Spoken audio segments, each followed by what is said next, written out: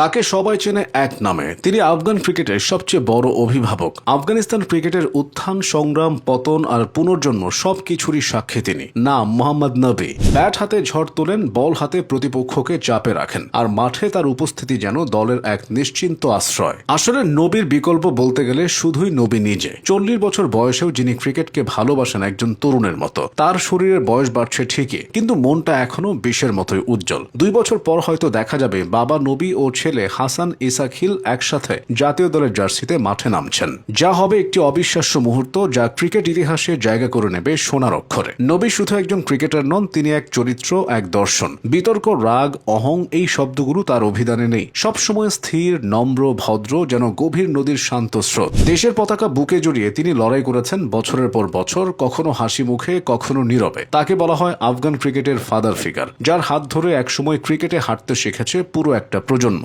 রশিদ খান, মুজিবুর রহমান, গুলবাদিন নায়েব এইসব তরুণ তারকাদের মেন্টর ছিলেন নবী নিজেই। মোহাম্মদ নবীর যাত্রা রূপকথার চাইতে কোনো অংশে কম না। তিনি ক্রিকেট শেখেননি কোনো একাডেমিতে, শিখেছেন পাকিস্তানের এক শরণার্থী শিবিরে টেপ বলের ক্রিকেট খেলতে খেলতে। সেই শিবির থেকে শুরু হওয়া পথ চলা 2009 সালে নিয়ে আসে আন্তর্জাতিক অঙ্গনে। তখন আফগানিস্তানকে কেউই গুরুত্ব দিত না। 2010 সালে টি-20 বিশ্বকাপে প্রথমবার আফগানিস্তানকে বিশ্বমঞ্চে তুলেছিলেন তিনি। এরপর আর পেছনে ফিরে তাকাননি। অভিষেক ওয়ানডেতে স্কটল্যান্ডের বিপক্ষে 59 রানের ইনিংস খেলে ম্যান অফ দ্য ম্যাচ হয়েছিলেন নবী, যেন আফগান ক্রিকেটের প্রথম সূর্যোদয়। ওয়ানডেতে নবীর সংগ্রহ 3600 রানের বেশি, সাথে 176 উইকেট, যা তাকে বিশ্ব ক্রিকেটের অন্যতম সেরা অলরাউন্ডারে পরিণত করেছে। টি-20তেও তিনি দুরন্ত 140টির বেশি ম্যাচে 2400+ রান এবং 100-র বেশি উইকেট। ইকোনমি রেট 7-এর নিচে, স্ট্রাইক রেট 136-এর উপরে। এই দুই সংখ্যাই বলে দেয় কেন এখনো নবী আফগানিস্তানের ভরসা। তিনি আন্তর্জাতিক টি-20তে সাকিব আল হাসানের পর দ্বিতীয় ক্রিকেটার যিনি 2000+ রান এবং 100+ উইকেটের বিরল ডাবল কৃতিত্ব অর্জন করেছেন। 6 ফুট উচ্চতার নবী লেন্থে নিখুঁত, লাইন লেংথে শৃঙ্খল। তার বল সামলানো যে কোনো ব্যাটারের জন্য দুঃস্বপ্ন।